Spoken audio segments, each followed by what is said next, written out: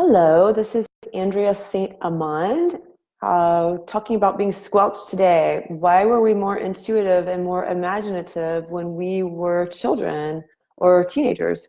Well, the answer is because we just were. We just simply were. It wasn't squelched out of us, like it has been as we've become adults. So I heard this story this morning, and I'll share it with you in case you guys haven't heard it. But it's the story of a little girl in a classroom, and she couldn't pay much attention in math and literature, whatever it was that she was studying.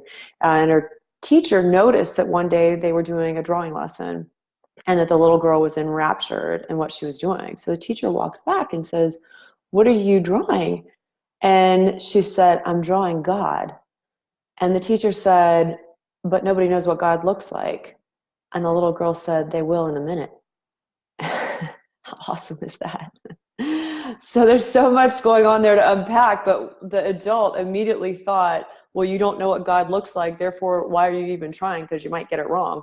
And the child is saying, I don't care, because I do know what God looks like. It's my version. And the child was willing to, didn't have this, oh, I can't do something because it might not be accurate. So the child was wildly imaginative and spiritual in that moment.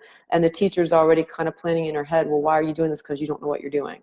So we get, as we grow older, our fear of making mistakes and our fear of getting things wrong really squelches us. And in society, if we make mistakes or we get things wrong, that becomes a stigma. Now, of course, as we're going through life and as we're going through our childhood and our education and our work years, yes, we're needing to gain discipline and understand some skills, and requiring skills takes discipline. That is true. But so many of us, by the time that we're through our education, our advanced degrees, and we're in work, we have gone so far over to the other end of discipline that our imagination and our intuitive abilities have been completely squashed. And we get really afraid then of trying to draw God. We get afraid that maybe we're going to get everything all wrong, so we'll go stick over here in discipline and stuckness.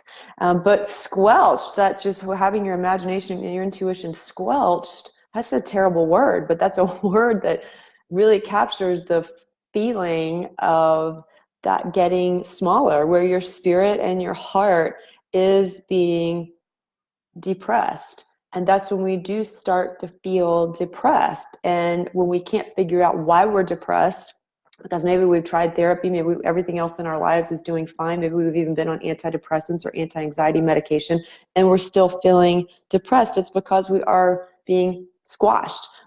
We've squashed our imaginations, we've allowed society to do that, and we've squelched our spirituality. And then when we're ready to bust out, anxiety takes over and kicks in, and we just get in this horrible state of squashedness. And that is when we need to start using our skills and discipline to turn that into creative pursuits or turn that into spiritual pursuits. And the interesting thing is, though, as adults, though, when we look at children, and a child is doing something like drawing God, we're like, oh, well, that's very childlike. Almost like, well, that's naive. That's something we're looking down upon. And yet, as no matter how crappy your childhood was, no matter what your childhood actually looked like, as children, we had this innate understanding of the largeness of the world. We believed in unicorns, we believed in fairies, we believed in all of that stuff, and that was sort of a given. And at some point when we go into our teen years, again, adults, think about how adults think of teenagers. We tend to roll our eyes and go, oh my gosh, well, they're being melodramatic and moody and all this stuff. I love teenagers because teenagers, no matter what might be going on with them emotionally, yes, they might be in an emotional, dramatic, melodramatic, moody state, but what they're saying in terms of imagination and in terms of their intuition is dead on accurate. It was for me when I was a teen, although I was already being conditioned not to talk about it. And so that was already making me put a damper on my imagination and all my intuitive skills. So at some point in our adulthood, after we've gone off the deep end of discipline, we've gotten our skills, we got to bring it back. We got to use all that discipline and all of our life knowledge to come back to the creative life, to come back to spirituality, where we can be creative and spiritual leaders in our own lives and get back to that innate knowing that is in us. Because when we don't, we stay squelched, and that depression and anxiety really start to kick in, and they get worse as we get older and older, and that's terrible. It's no way to live. I want to give you a personal example. When I stopped practicing law, and I was trying to write a novel, I was writing about a murder that took place in my family in 1920. And when I give ghost tours, I start every tour with this story. So I come from a family of mediums. My great-grandmother held seances. People would come from all over the state to attend her seances. Half the family thinks they were legitimate. The other half thinks they were parlor room charlatans. But in 1920, my great-grandmother's daughter, so this was my great-aunt, her name was Della. Della was murdered. Della had run off and married the wrong guy. Of course, his family thought he had married the wrong girl. She was found shot, 2 bullet wounds in her head. One was at close range. One was from across the room, and she died with a suicide note in her hand, allegedly in her handwriting, but they didn't have handwriting tests back then. So whatever was going on with my family with seances, up until that point, it got real, because they were really trying to figure out who killed Della, because her husband was accused of her murder, but he insisted upon his innocence. So my family was holding seances. They were getting nothing from Della. No messages from anybody.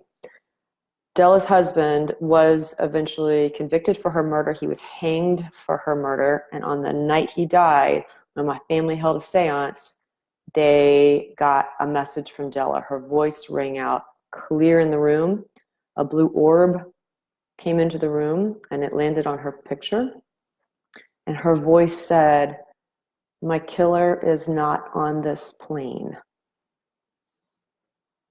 Okay, what's that mean? Not helpful. She didn't say whether her husband did it or not, so it was a frustrating message. So was she saying that her killer, her husband, who now has passed, is on the same plane she is, and her real killer was down below? Or was she saying, we don't know? And I use that story to get people's imaginations going on my ghost walk, because it gets you into the realm of, yes, imagination, and 2, spirit doesn't always talk very clearly, and we have to keep asking questions and keep going with it. And I wish I could go back in time to 1920 and get in that seance and ask Della a few more questions.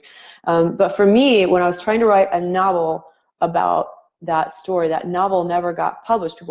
Agents loved the world I had built. They loved what I was trying to do with it, but they didn't like the ending, because I could never figure out who killed Della. Ever. I could never figure it out. And I was using my analytical lawyer side to get to the truth. So even though I was making the whole thing up, it was a piece of fiction. I could make up anything with the ending. I couldn't get an ending that resonated with me about who killed Della. And I could see very clearly her husband. I was convinced that he did not kill her, but I could see him holding a gun full of anguish and killing her. And this was before I was really tapping into my own intuitive and mediumship and psychic abilities.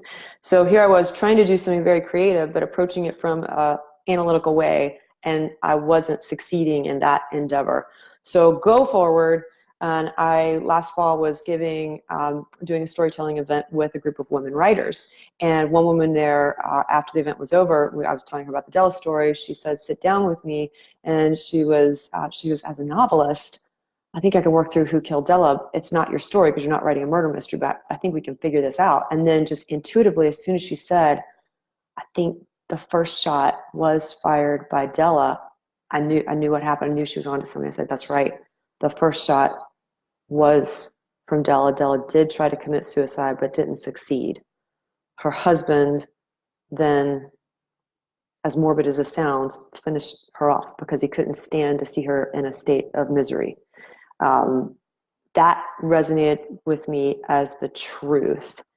The next time I told that story on a ghost walk, and I've told this story hundreds of times, the very next time I told it, a little girl came up to me, and she was probably 9 or 10 years old. And I didn't tell her the ending. I told the story just like I told you guys, just to say, who do you think killed Della? The the little girl came up to me and she kept talking to me between stories, telling me about her own spiritual experiences. And I kept validating her. And finally she said, "Who do you think killed Della?" And I didn't want to get into a suicide, morbid murder kind of issue with a 9 or 10-year-old. And I said, "Well, what do you think?" And she said, "I'm pretty sure Della committed suicide, but she didn't quite succeed, and her husband didn't want to see her in misery, and he had to shoot her to make sure that she wasn't going to live in misery for the rest of her life." Wow. I got chills even now just relaying that. Truth from the mouths of babes.